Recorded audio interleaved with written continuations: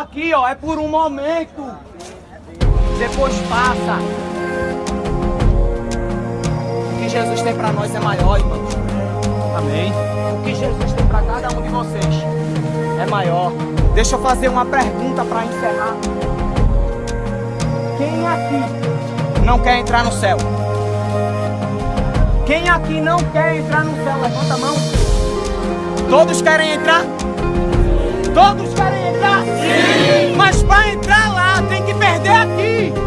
Para entrar lá tem que deixar as coisas daqui, velho. Porque tudo isso aqui é passageiro. Mas o que tem lá é muito maior. Quem quer entrar no céu? Eu! Peça a Jesus, se você não tem força, peça a ele. Jesus, me ajuda a deixar as coisas daqui para alcançar aquilo que o Senhor tem para mim lá. Vamos abaixar nossa cabeça de novo.